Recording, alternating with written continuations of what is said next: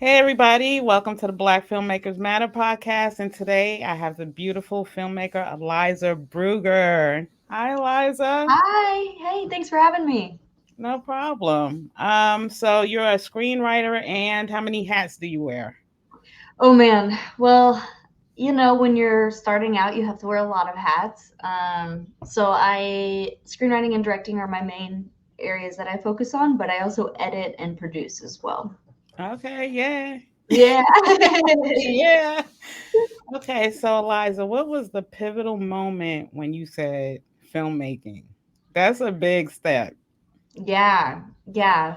Well, I've always known I wanted to be a storyteller or an artist of some kind. And when I was in high school, I had to write a research paper and where we picked a topic and picked a area that we wanted to go. And I was talking about the war, I think.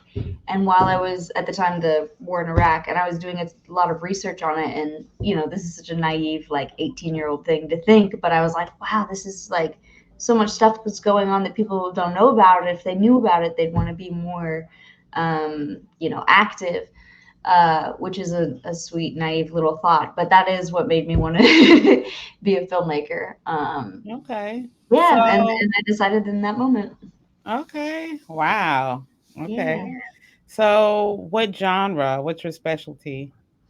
I do a few things. I'd say I have the most practice in just straight drama.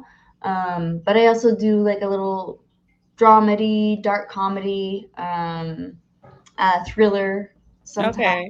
Yeah, yeah. And Okay. I'm doing So, a can you? documentary this summer, so that's exciting. Oh, nice. It'll be my first doc, so I'm excited about that. Okay. So, can you tell us more? What's a dramedy? It's like when it's a little bit of drama and a little bit of comedy, Okay. not just one or the Little bit of rock and roll, huh? other. Yeah, yeah, exactly. Oh, sorry, my dog. That's okay. So, what do you hope? What are your hopes for your work to bring to the table? What are you trying to teach, discover? Yeah, I guess my biggest goal with filmmaking is to create empathy for other people. Um, for to really put my audience in the shoes of somebody with like a challenge that they haven't experienced before. um, and I don't think like there's a lot more that I can do besides that. And it's a huge enough task in its own, but I think to put people as like close to literally in a character's shoes they can, is kind of my goal with filmmaking. So, which of your projects would you say hit that spot? That's a good question. I have one that I made. It's just started entering like the festival circuits now, because I just finished it up, called Soma. And I really, really like this project because of that exact reason. It's kind of my first film where I have a protagonist who's in such a extreme, like heightened state of anxiety and stress that she's Okay. not very nice.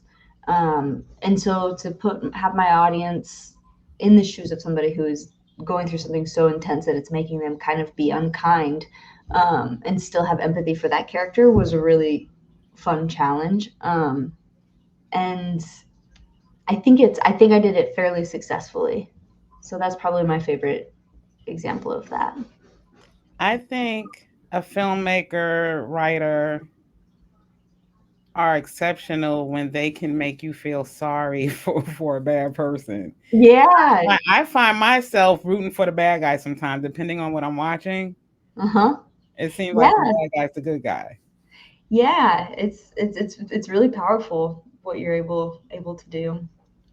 So, what's a piece of advice you would give to a youngin, a teen, a beginning filmmaker, what not to do? Oh, ooh, good question. What not to do? Don't wait for a perfect moment to make your film. It doesn't matter like how much money you get, how perfect pre-production is going. Like it's never gonna feel like, okay, now I'm finally ready to do this. It's like it's better just to dive in and to start making stuff. Like when I was my first movie, like I met somebody who had a camera, and all the actors were my friends, and um, it was Right. $0 to make. We made it stretched over the course of like 4 weekends, when everyone's schedules aligned.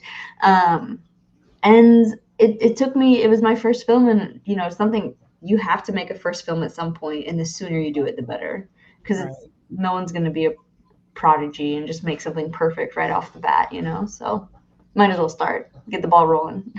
Wow. Beautiful. Beautiful. Beautiful. Your dream project, if you had the time, the money, the space, the people, a Hmm. dream project. Oh, that's such a good question. um well, I have tons of scripts, and but I spend most of my time writing ones that I know are financially possible. Right.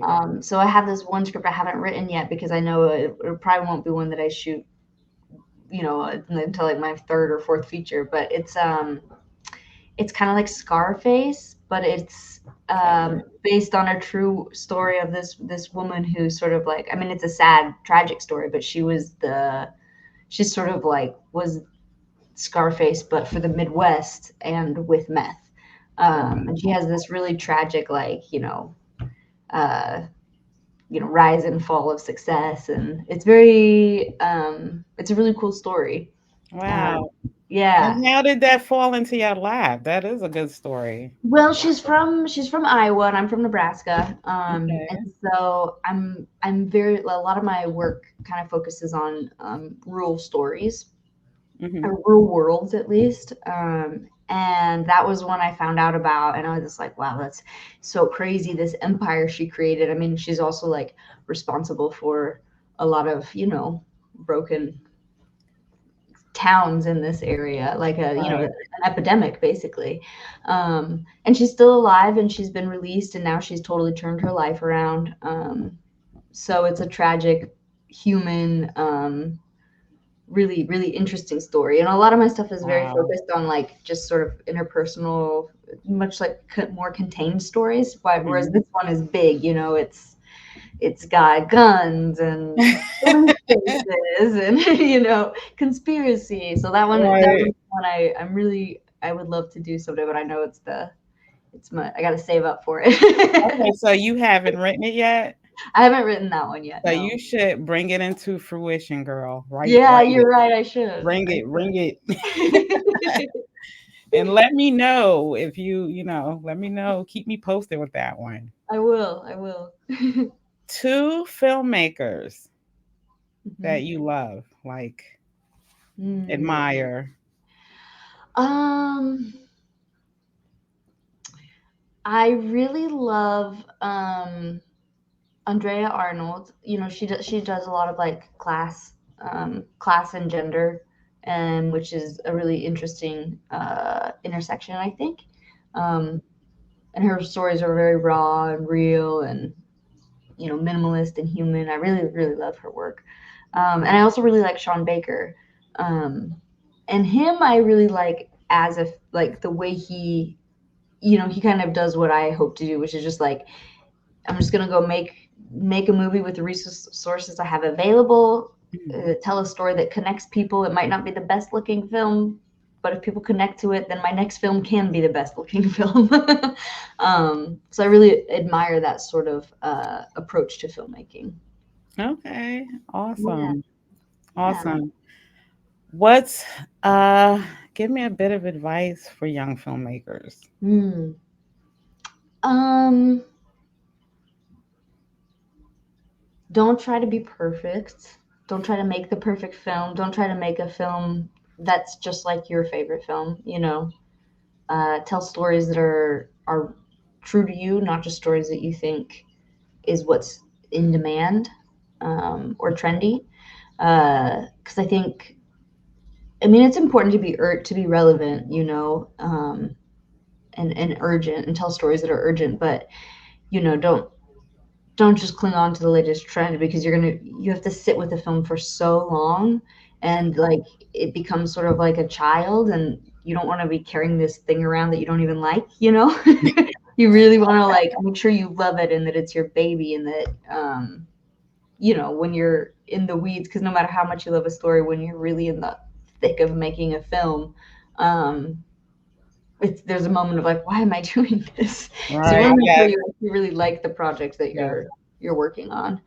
Um, and yeah, always reach out to people, ask questions, don't assume don't try to prove yourself. Um, That's right. like really ask Right. questions. It's okay to be vulnerable and you know, uh, yeah, find mentors. I mean, I'm doing that right now. Like I'm in a big networking phase right now where I'm reaching out to as anybody who will take a coffee with me to tell me how they are making a living right now. I take. And so that's good. I mean, it's good if you're just starting out. Find the closest thing to a filmmaker you can find and ask for advice. And then someone gave me really really good advice recently, which is that if you network with somebody, um, once you get done, and if it went well and you felt like you really connected with that person, ask if they have one or two other people that you might be able to get coffee with, and then you'll have this whole spider web of like a community that you can start Yes. building. Yes, because for some reason our community grows and it grows and it attracts people. Yeah. So yeah, once you find your niche and your circle, people will start attracting to you like honey. Yeah, it's so Honey. true. It's so true, and it's so important. I think like it's a weird form of art because you really can't do it alone, and so Yes, you're constantly having to um, rely on each other, especially in the beginning stages for that's help. right. And you want to create a community of people who you really connect with and share values with, so that when you do need help and Mhm. when you're like, in the weeds of making a movie, you have people you can turn to. Right. So I'm always working on just that. I love the way you say that. Don't be afraid to ask for help because I have two teens and I'm constantly on them, ask for help. Mm-hmm. You have people around you, you have adults, you have people with, experience. It's Yeah. hard for teens these days to ask for help for some reason. Yeah. Oh no. So a little on the darker side of Yeah. filmmaking, um, what's something that has happened to you in a project that if it could go wrong, it went wrong? Like the day of shooting, I had a main character like not show. So all of us have Uh-huh. those horror stories. What's yours? Yeah. Oh man. I mean, every film I've ever made has had at least one of those type of moments. Okay, give me, Okay. give me, give me three. Give me Okay. three Okay. good ones. I had this was three bad things happened in one day for one scene. Okay. Um, I was shooting this outdoor exterior scene, and it was kind of like a party around. This was in Soma, around like a bonfire, and so it was it was a really tight, cramped area, like in an alley, and so we couldn't get a crane. And so instead, we had to have a balloon light. So one of those giant, like I don't know, like 10 feet by 20 feet, huge, huge, huge lights, and it was really expensive. And it was the only way we could light the scene because we had to move around. We didn't have time to move C stands or anything. So that's Right. how we had to do it, and it was the only way that the scene could be lit.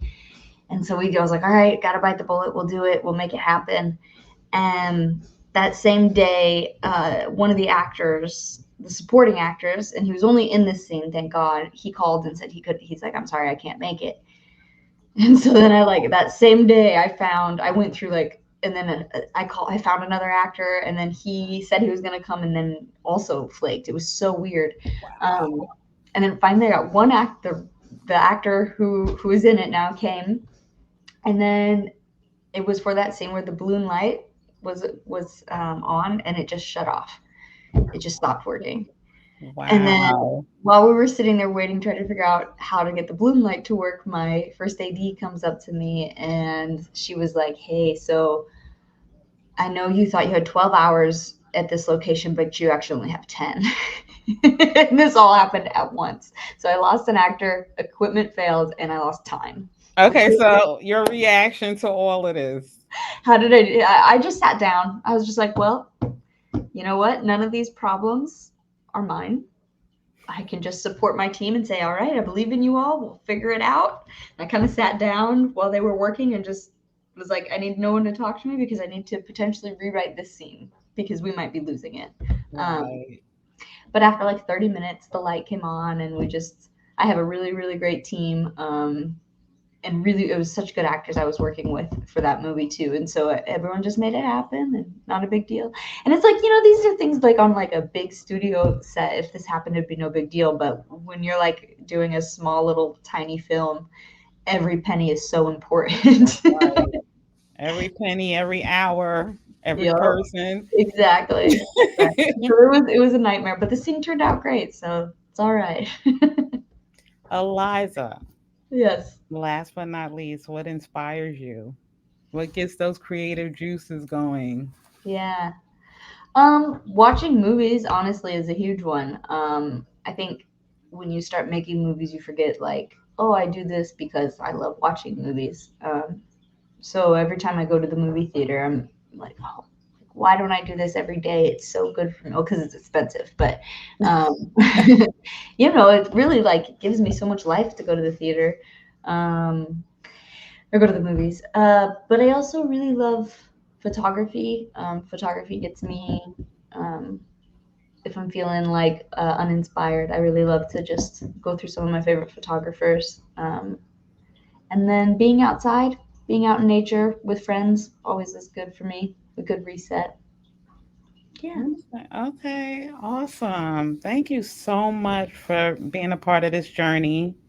As I've said before, your work matters. You count. Your voice counts for these young people. Thank you so much. Yeah. So anyone willing to go on this journey with us and help be a part of the solution and not the problem, they are Mhm.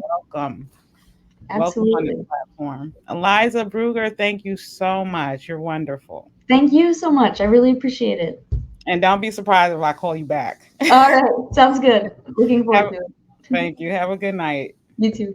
Bye. Bye.